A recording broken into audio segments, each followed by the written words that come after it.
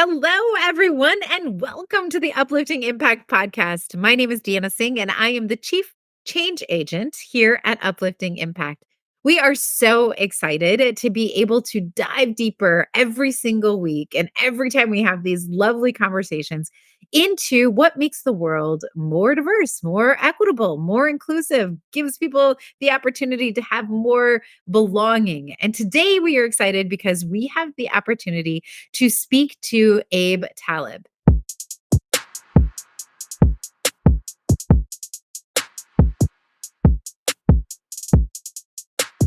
Abe has over a decade of experience in nonprofit talent. First as the founder of Rework, then as managing director at Koya Leadership Partners, one of my favorite organizations that really supports a lot of the nonprofits I've been a part of.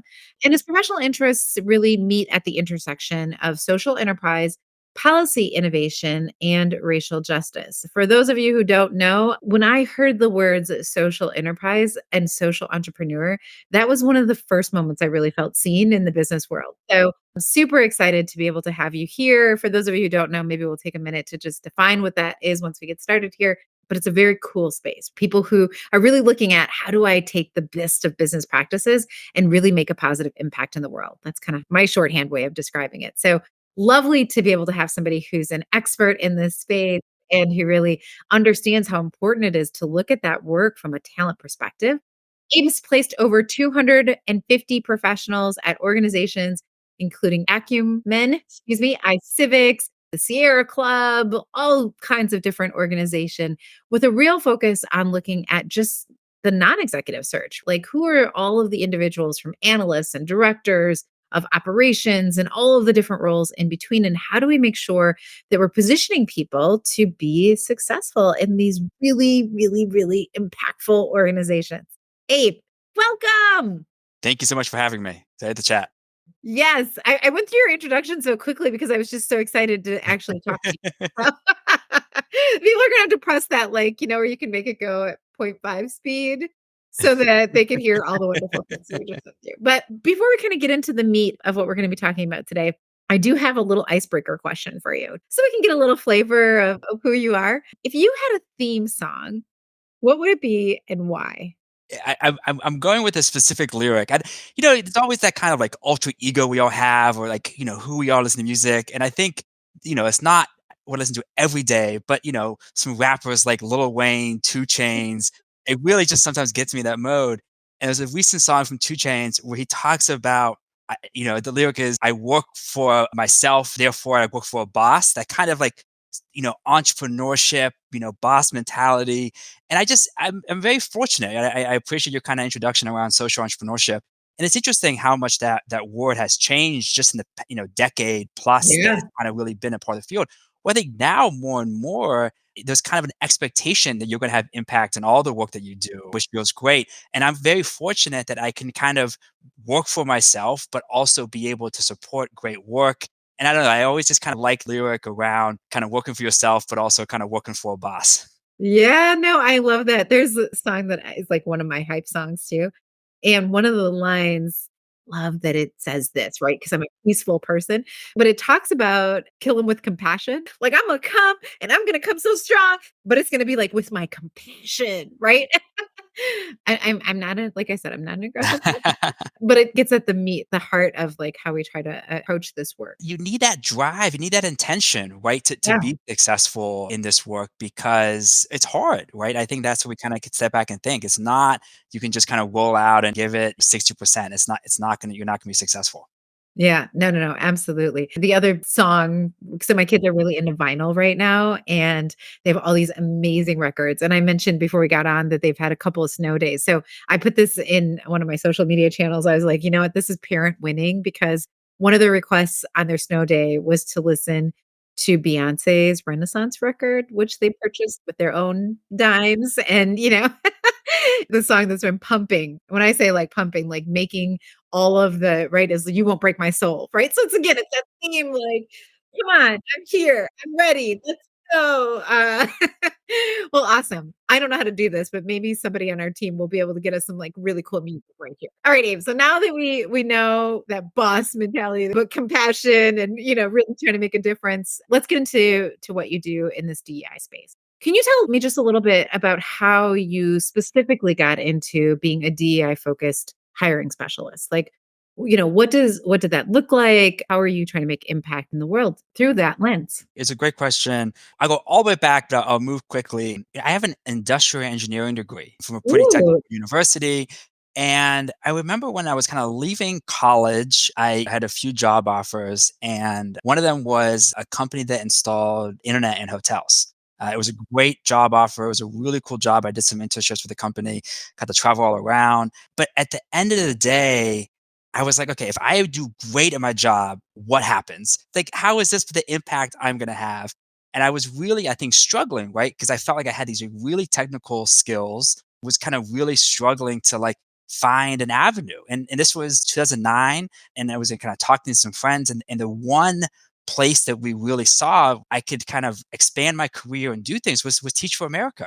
And I think, especially back then, that was a real like, okay, but I didn't want to be a teacher. So I'm like, okay, well, this kind of, stinks. Where do I go from here? So my whole talent DEI journey, I think, kind of started with that question of I want to gain new skills, grow my career, and have an impact, and was kind of struggling. So some friends and I started a company, Rework, and kind of started to ask those questions of, right, how can we support young professionals? Back then, the real focus was on, hiring millennial talents and all of those things.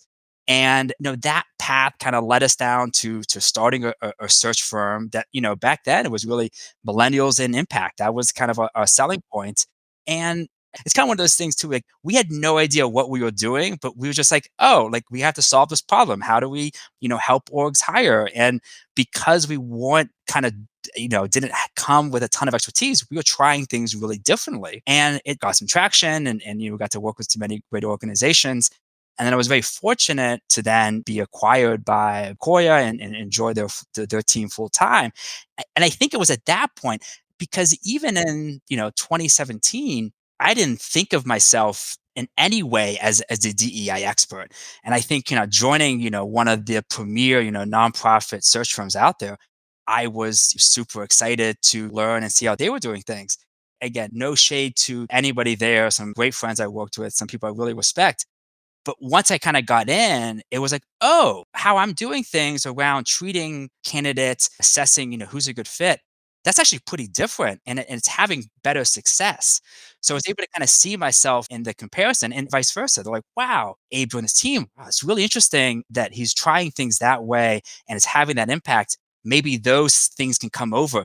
And it was never with intention, but kind of seeing how the sector, I think, was looking. And it's hard to move an entire sector around, hiring, that you kind of just have to try things and have success. And then, oh, okay, this is making a difference. And then kind of leaning into it more as I continued in my career. I think what you just said here, though, is so important because one of the things that I get frustrated with, especially when I'm coaching around hiring process and onboarding people and stuff, is that oftentimes what we'll do is we will spend so much time, so much money, so many resources trying to find people who have really unique perspectives and do things differently. And then when they get into our organization, we spend however many, whatever our onboarding process is, the first day, the first week, the first couple months, teaching them how we don't want them to bring anything different. We just want them to do things exactly as we have done them in the past, right? And so it's like we spend a lot of energy and time and effort to get differing ideas, and then all we do is tell the people how it's wrong, as opposed to what you just described, which is, okay, we are doing things differently. Why are we doing those things differently? Where are we seeing successes? How do we blend? Is there something that's new that we can create together? And I think that's one of the beautiful things when you talk about what can happen when you're doing this work. One of my favorite things about my job is that I'm constantly building something that didn't exist before. I'm bringing something, you're bringing something, and then together we're bringing something completely different. And that learning going both ways is so key, because I Yeah. I constantly tell people, Koya was my like finishing school in terms of how you run an executive search business, how you manage clients, so much learnings.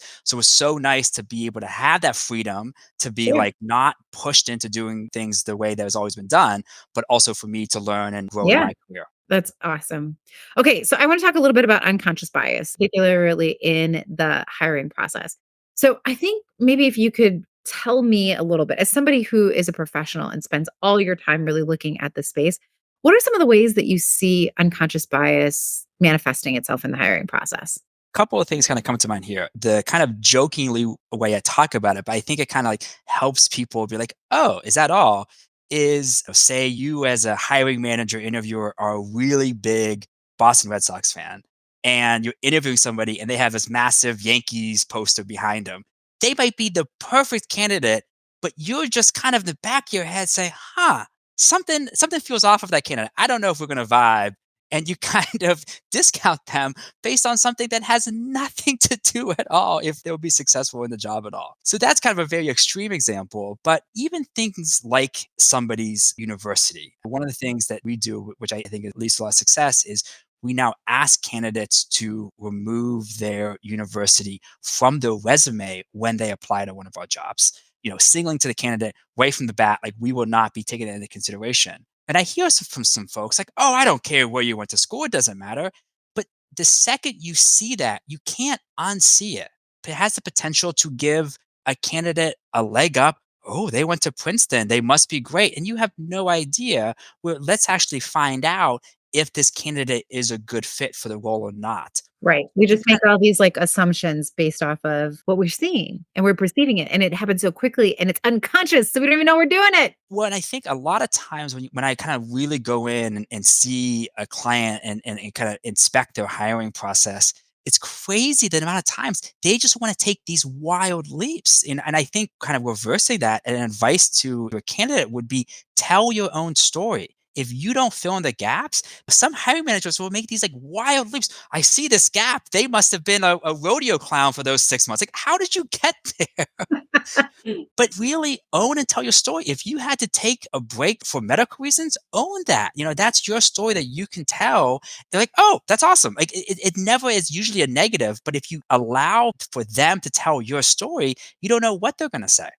Yeah, that's so fascinating too, because it's almost like a couple of things. One, the fact that you have really strategically named a couple of things that out the door. We're not even going to give you the opportunity for this unconscious bias to set in. So we're going to remove this school. I've heard other things too. We work with a lot of organizations who do some of this where they're pulling information out that's not relevant. We're going to remove the school. We're going to remove what the educational background isn't altogether because it's not really relevant for this job. We're going to take out your name, right? We don't need to see what your name is because even if I see your name, I'm going to all of a sudden be like, oh, for me, like people see the last name Singh and then they get really confused because I don't really present as Asian Indian woman, right? Like I don't know that people look at me and they're like, oh, she's definitely Punjabi. Maybe I have my hair in a different way and I'm wearing different clothing and stuff like that. And so what I will often get is, oh, so your husband, is he from India? And I'm like, oh, you've made a lot of assumptions here. One, you've made an assumption that I'm married. Two, you made an assumption, right? Like, and so again, but you could see how that happened by just seeing my last name. And so lots of examples of that. So that's one thing I just want to point out is that you've sort of eliminated some of those things that unintentionally trigger us. But number two, this idea that it's not just a one-way street.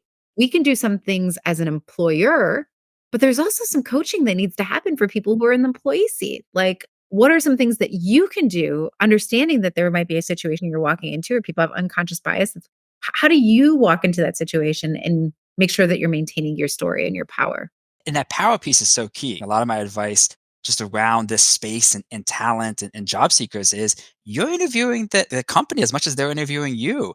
It's a two-way street, and you really have to step up and own that. And I think candidates are going to be happier in terms of where they end up, but also I think employers are happier too if they're really pushed to make sure that is this a good fit for both of us. Yeah, and part of where I struggle, I don't know if you have any ideas about this, but part of where I struggle is that oftentimes as an employer, the first time that you're meeting somebody is when they're in that interview process. And so some of the disparities that exist happen before people even get into the interview room at all because they haven't had that coaching, right? Like they haven't had that opportunity, that experience. And so in the session, I'll see somebody do something and I'm like, I don't know, you know what I mean? Like, as an employer, I wanna be like, d d don't do that, don't," and there have been occasions just because of who I am and my comfort level and all of that, where I'll be like, "Hey, can I give you some feedback?" Right? Like, "Here are some things that happened during the interview process that I don't know where else you might hear this, but I really wanna share it with you." Right? Like, how you intend it, but maybe how it was perceived or how these moments got away from us. And I've gotten so many beautiful notes over the years that people are like, "Oh my gosh, thank you so much. Nobody ever told me that. I've been doing that for years, and I didn't even," and that kind of thing.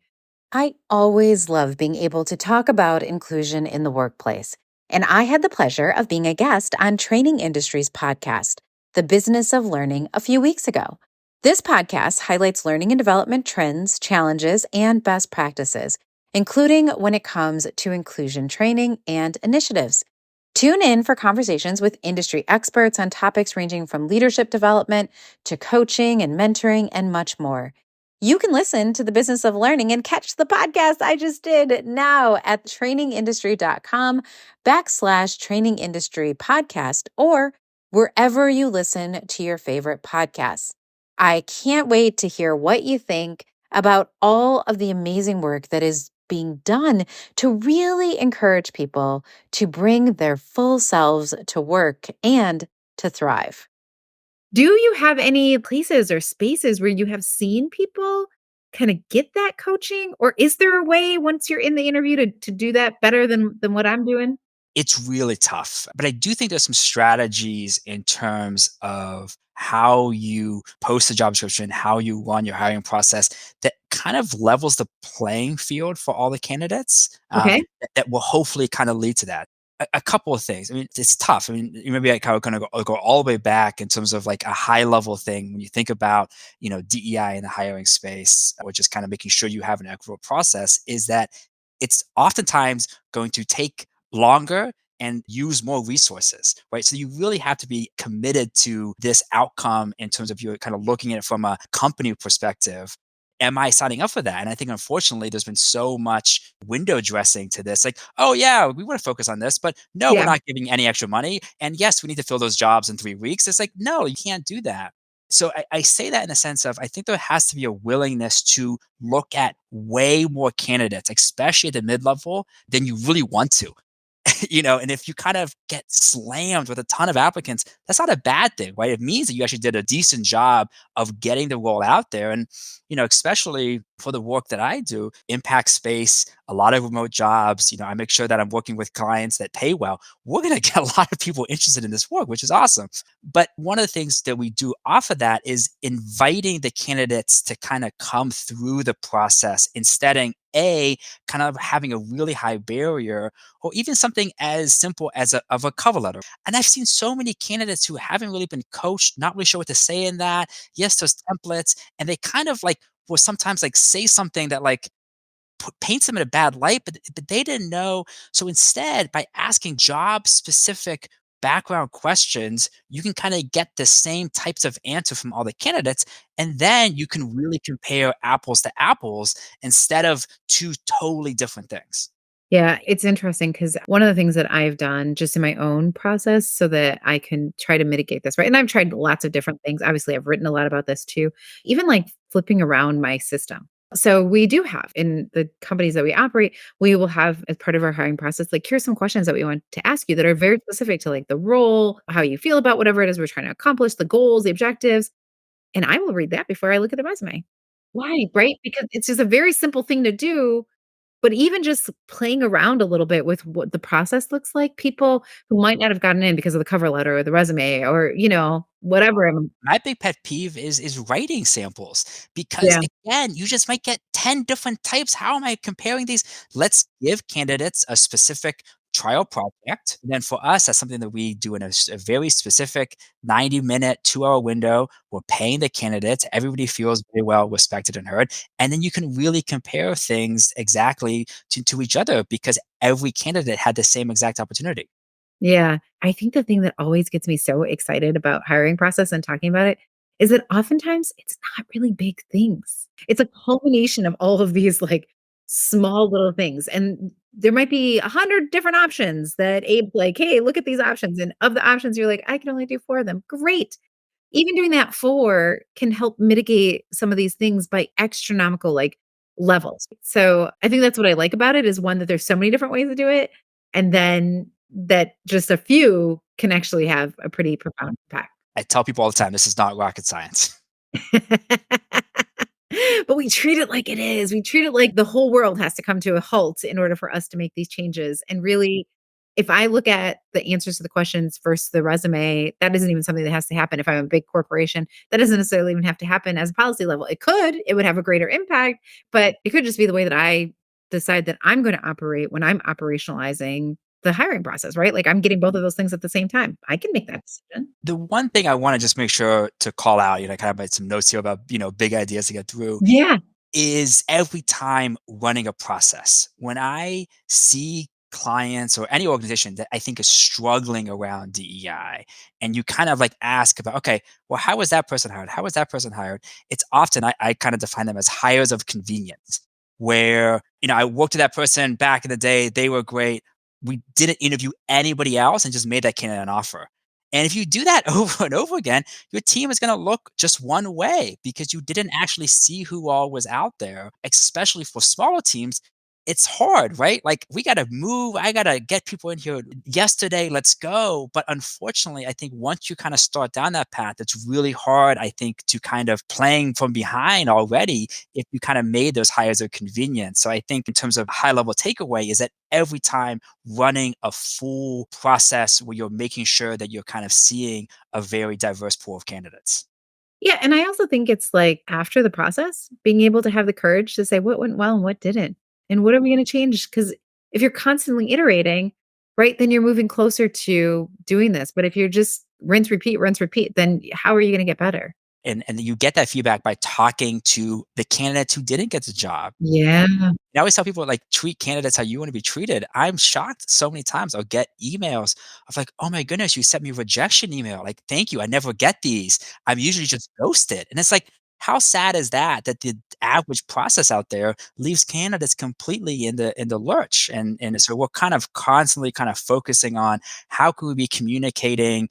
There's great tools out there. It's not impossible to send a big email to all the applicants saying like thank you for applying. It's not hard, but it's not a focus because there's this weird power dynamic that is at play that's really, I think, hindering employers' opportunity to find great talent. Yeah. No, I agree. I agree. And I feel like it's such a hard process. I mean, if anybody's ever been through like trying to look for a new job and going through all of that, like it is really taxing. It's like a job in and of itself. And so you just feel like everything you do, let me speak for myself.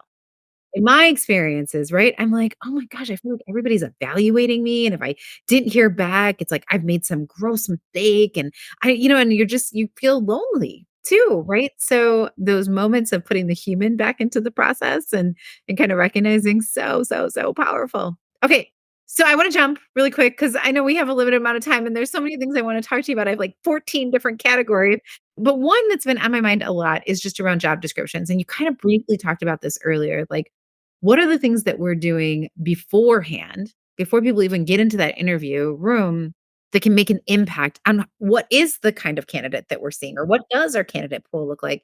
And a big one is around job description. So would love to hear kind of what you try and coach people up on, or what are some of the things that you bring to people as you're looking at that area in particular? I think what comes to mind there is a job description is a marketing document. I think a lot of people try to like force the HR component. Yes, somebody should have a very detailed description in their HR file. Awesome.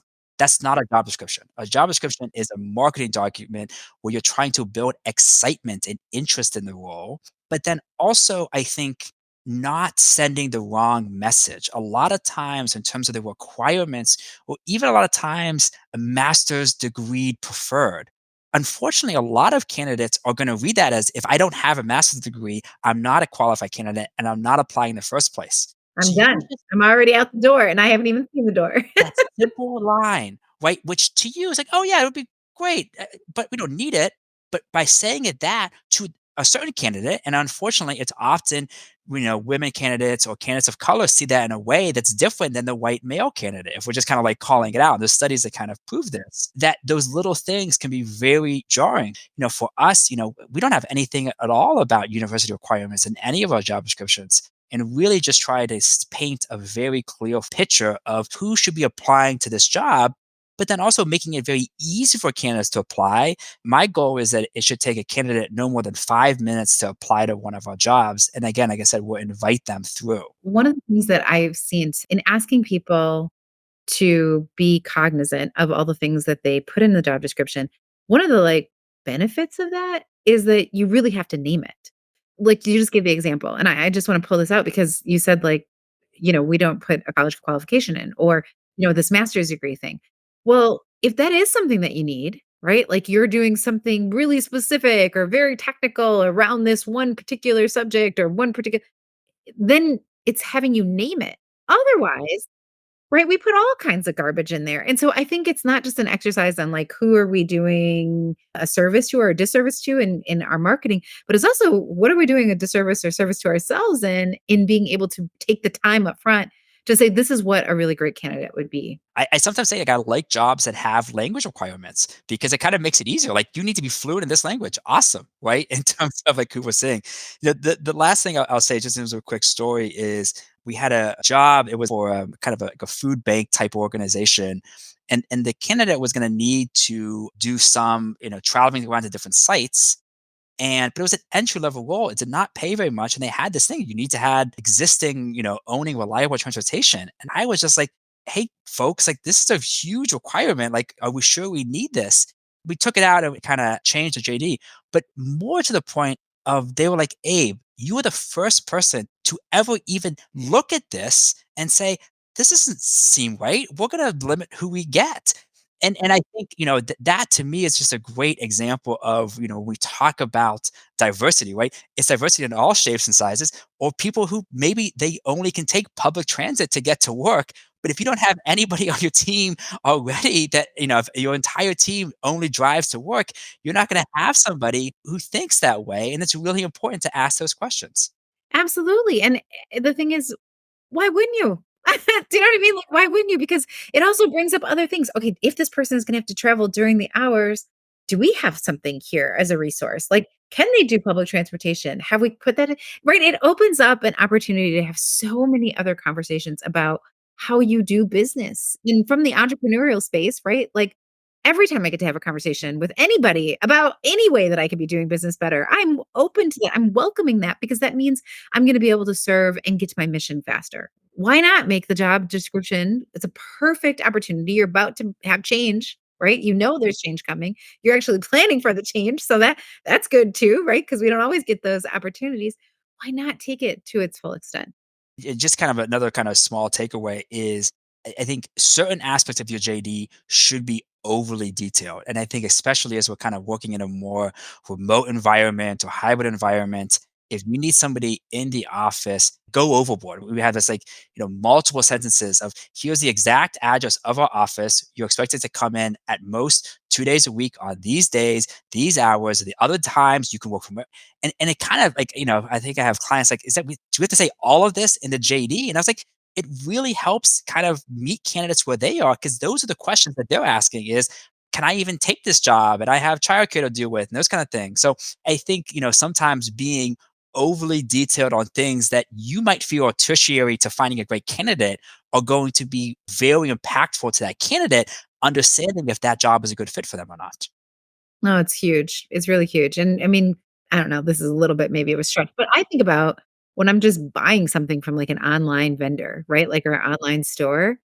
In many ways, like you said, it's a marketing document. And I want to have the details that are going to allow me to understand what this experience is going to be fully. When is it going to get here? How is it going to be shipped? And what's my return policy? Like, I want to know all these different things because I'm looking at it and the people who are advertising to me are looking at it as I'm a customer. Mhm. Well, how often are we actually treating, if it's a marketing document, often are we actually treating potential candidates as a customer, right? Like this is the information that they might need. Was that too far of a stretch or did that make sense? The customer piece was key. I really like that link. I'm gonna steal that. Okay, awesome. Very good. Okay, so one more question, just on a personal level. You're doing a lot of this work. You're doing this work obviously every day. You're working in systems and trying to help create that change management and change of mindset. What is it that you do to keep yourself motivated, to keep yourself really like engaged in the work?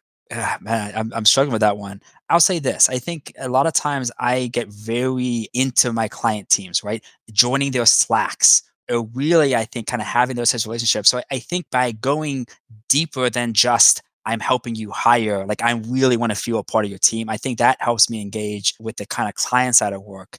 I think high level is kind of finding, other ways to feel entrepreneurial or stretch myself. And I think being a board member is a key piece of that. So I'm fortunate to be board member for Basta. Basta supports first gen college graduates getting their kind of first job after graduating. So it's all kind of in the same scene. And I think that really is a great outlet, I think, to allow me to see things in a slightly different way, but take away learnings there also. That is awesome. Okay, so hopefully we can get a link to Basta too, because I would love to learn more about the organization. But if people want to get a chance to connect with you or just follow your work, what is the best way for our listeners to do that? LinkedIn. I'm kind of adverse to all of the social media, but I try to have a good time on LinkedIn, and I can sometimes be a little ranty, I think, but I like to call things how I see them and post quite regularly there. Very cool. Okay, so we'll make sure that there's a link in the show notes for your LinkedIn too. Well, I just want to say this has been such a joy, Abe, to be able to get to know you a little bit better, learn a lot from you, get so many nuggets of wisdom. So thank you so much for joining the podcast. Also, just want to say thank you to all of our listeners. I do not take it for granted that you make time in your schedules to join us here to learn from all these amazing people in the world who are doing this work. And just want to remind you, right? Like, if we're going to do this, we're going to do this well, we're going to do this in a way that really is impactful, then we need more people to help us lift this whole impact. We need more people who are engaged. So, in that light, we ask that you would please consider sharing the episode with other people. We would encourage you to comment. You can do that on our website, which is upliftingimpact.com. You can also just talk to us directly. Hey, I'm on LinkedIn all the time too, friend. So I guess I'll see you there. But you can contact us there on LinkedIn. You can contact me, Deanna Singh. You can contact the company, Uplifting Impact, or of course, my amazing co-host, Justin Ponder. We would love, love, love to hear from you. And honestly, we get so many of our ideas and great guests and recommendations and all of that from those comments. So please feel free to do that. And until next week, keep on uplifting the impact. Thanks, everyone.